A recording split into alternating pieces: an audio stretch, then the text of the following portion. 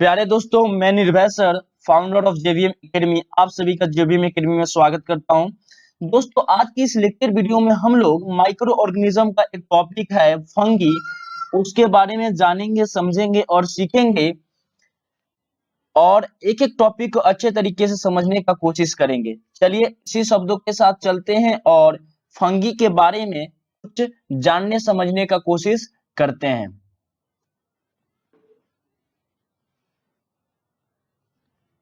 देखिए, बारी बारी से टॉपिक को हम ध्यान से समझने का कोशिश करेंगे।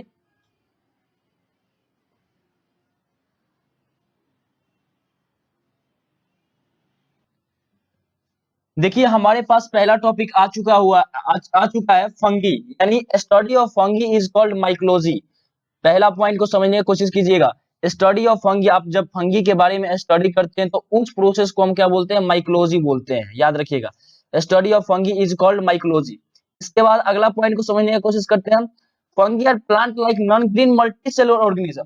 फंगी जो है होते हैं, सबसे बड़ी बात समझने की कोशिश कीजिएगा, ये यूनिसेलुलर भी होते हैं, एक सेल से भी मिलकर बने होते हैं कुछ फंगी ऐसे होते हैं जो मल्टी सेलुलर, बहुत सारे सेल से भी मिलकर बने होते हैं। सेल्स क्या होते हैं? किसी भी ऑर्गेनिज्म का सबसे स्मॉलेस्ट यूनिट। इसके बाद देखिए, some of them looks like plant. बहुत सारे ऐसे फंगी होते हैं जो प्लांट के जैसा दिखाई देते हैं, लेकिन उनके पास कोई रूट नहीं होता है, स्टेम्स नहीं होते हैं और ना ही लीव्स होते हैं, ना ही क्या होते हैं? फ्लावर होते हैं, याद रखिएगा। तो fungi are plant like non green multi cellular organism. ये जो है नॉन ग्रीन प्लांट्स होते हैं जो एक प्रकार के मल्टी सेलुलर होते हैं, यूनिसेलुलर भी होते हैं और एक एक प्रकार के प्लांट जैसा दिखाई देते हैं, लेकिन उनका कोई ना रूट्स होता है, ना ही स्टेम्स होता है, ना ही लीव्स होते हैं और ना ही फ्लावर्स होते हैं। समझ में आ रहा है? बिल्कुल। इसके बाद नेक्स्ट पॉइंट को समझने की कोशिश करते हैं। फंगी कैन बी यूनिसेलुलर और मल्टी सेलुलर ऑर्गेनिज्म। फंगी जो है यूनिसेलुलर भी होता है और मल्टी सेलुलर भी होता है। अब देखिए, नॉर्मल सी बात है कि ये जब नॉन ग्रीन ऑर्गेनिज्म है तो नॉर्मल सी बात है कि हेटेरोट्रॉपिक होगा, किसी दूसरे पर डिपेंड होगा। तो यानी they can not make their own food. ये अपना फंगी ऐसे ऑर्गेनिज्म है जो अपना ये खाना जो है भोजन से खुद नहीं बनाते, किसी दूसरे पे डिपेंड होता है, नहीं डिपेंड रहता है। यानी दे आर हेटेरोट्रॉपिक न्यूट्रिशन, यानी ये हेटेरोट्रॉपिक में आता है। उसके बाद अगला पॉइंट को समझने की कोशिश करते हैं।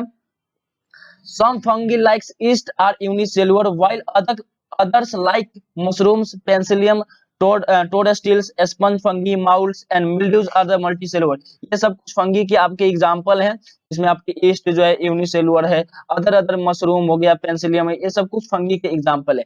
चलिए अब कुछ फंगी के टॉपिक के बारे में उसको भी समझने का कोशिश करते हैं, जैसे ईस्ट हो गया, मशरूम हो गया, बारी बारी से उसको भी समझने का कोशिश करते हैं।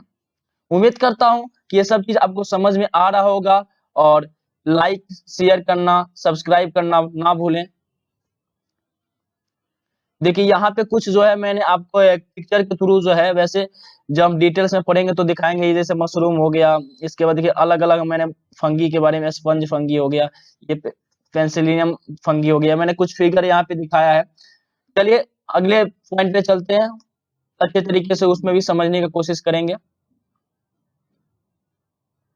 ईस्ट बहुत इंपॉर्टेंट पॉइंट, ईस्ट समझने का कोशिश कीजिएगा। बहुत इंटरेस्टिंग पॉइंट है। देखिए, जलेबी ये भी आ गया आपके सामने और पुआ पकवान आप तो खाती हैं।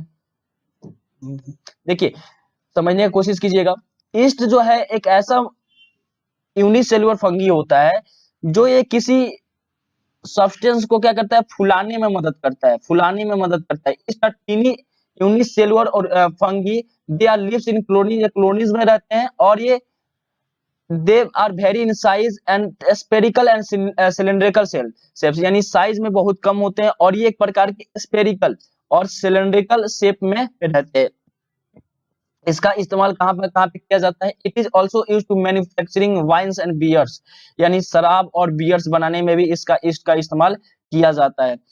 East has been used for thousand of years to make food bread, यानी आज से 1000 साल पहले से जो है ब्रेड फूड बनाने में ईस्ट का इस्तेमाल किया जाता है। जैसे अब मैं आपको कुछ एग्जांपल बताऊं, जैसे जलेबी बनाया जाता है तो नॉर्मल बहुत इंपॉर्टेंट पॉइंट है, याद रखिएगा। जलेबी को फुलाने में मदद कौन करता है? ईस्ट करता है। और एक प्रकार के जो आप सोडा डालते हैं उसमें ईस्ट होता है, जो क्या करता है कि जलेबी को फुलाने में मदद करता है। आप एक समझिए एक प्रकार के आप आप एक प्रकार के ईस्ट को खा रहे हैं, समझ में आ रहा है ना।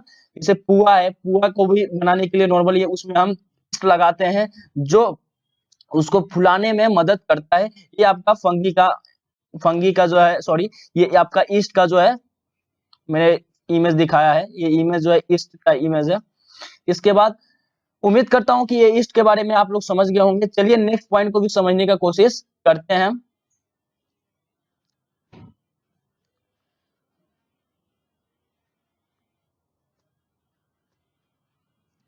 स्पंज फंगी बहुत इंपॉर्टेंट फंगी है, इसको समझने की कोशिश कीजिएगा। वैसे आप लोग घरों में देखते होंगे, घरों में आपके एग्जांपल के थ्रू आप लोग देखते होंगे। स्पंज फंगी नॉर्मल सा ऐसे एक मल्टी सेलुलर ऑर्गेनिज्म होते हैं और made of thread like tube, यानी ये थ्रेड जैसा होते हैं, याद रखिएगा। They can be seen growing on stale bread all pickles and rotting fruits, यानी आप इसको देख सकते हैं। ये ऐसे फंगी होते हैं जो आप इसको देख सकते हैं, किस पे देख सकते हैं, जितने सारे जैसे पिकल्स हो गए या फ्रूट्स हो गए या वेजिटेबल्स हो गए, जब खराब हो जाते हैं तो उसमें व्हाइट व्हाइट कलर का स्ट्रक्चर जो है दिखाई देने लगता है। जैसे देखिए यहाँ पे ब्रेड पे देखिए व्हाइट कलर का स्ट्रक्चर कैसे दिखाई दे रहा है, ये फ्रूट पे देखिए कैसे दिखाई दे रहा है, यहाँ पे देखिए ये कुकुम्बर पे कैसे व्हाइट कलर का स्ट्रक्चर दिखाई दे रहा है। ये सब एक प्रकार के स्पंज फंगी होते हैं। जब सब्सटेंस कोई भी फूड मटेरियल खराब हो जाता है तो उस कंडीशन में ये फंगी जो है यहाँ पे एक प्रकार के थ्रेड जैसा जो है दिखाई देने लगते हैं और बताते हैं कि ये जो है बिल्कुल जो है ये जो फूड मटेरियल है बिल्कुल खराब हो चुका है।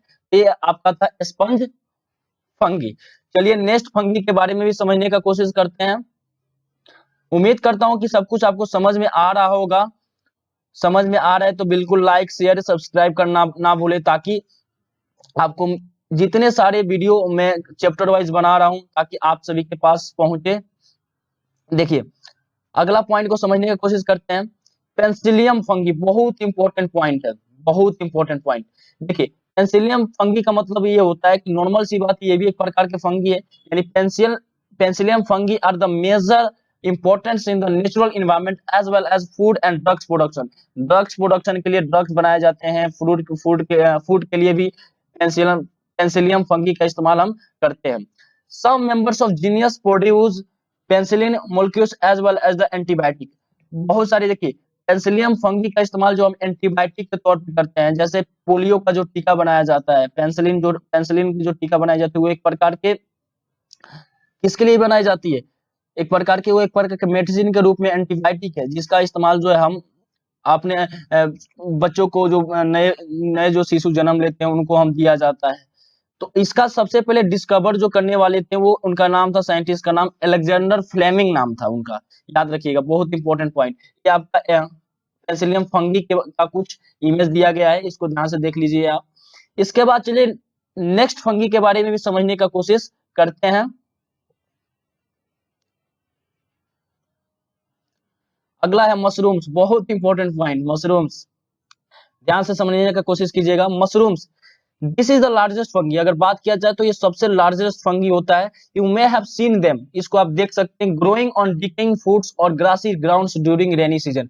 जब बरसात के मौसम होता है, रेनी सीजन होता है, तो उस कंडीशन में क्या होता है कि जो जो लकड़ी खराब हो जाते हैं उस पे क्या देखते होंगे कि इस तरह का जो शेप जो है वहां पे ग्रो होते हैं, इस तरह के प्लांट ग्रो हो जाते हैं, जिसको हम मशरूम्स बोला जाता है। ठीक है ना। सब मशरूम्स आर एडिबल, बहुत सारे ऐसे मशरूम होते हैं जो खाने लायक होते हैं और इसमें प्रोटीन काफी बड़े अमाउंट में होता है, और आप खाए भी होंगे, खाने का इस्तेमाल भी आप करते होंगे। ऐसे जो है एक प्रकार के एडिबल के मशरूम्स है, जिसका इस्तेमाल हम लोग खाने में करते हैं और इसमें काफी बड़े अमाउंट में प्रोटीन होता है। तो एक प्रकार के लार्जेस्ट फंगी होता है, ये आपको समझ में आ गया। और ये नॉर्मल सी बात है, ये रेनी सीजन में काफी ज्यादा ग्रो करता है। जैसे कोई भी लकड़ी खराब हो जाती है तो उस लकड़ी से डिकेइंग का मतलब सड़ गल जाता है, और वहां पे वो क्या करता है, ड्राइव होता है। इसके बाद ये मशरूम्स हो गया, समझ में आ रहा होगा मेरे ख्याल से, उम्मीद करता हूँ। इसके बाद नेक्स्ट पॉइंट पे चलते हैं हम।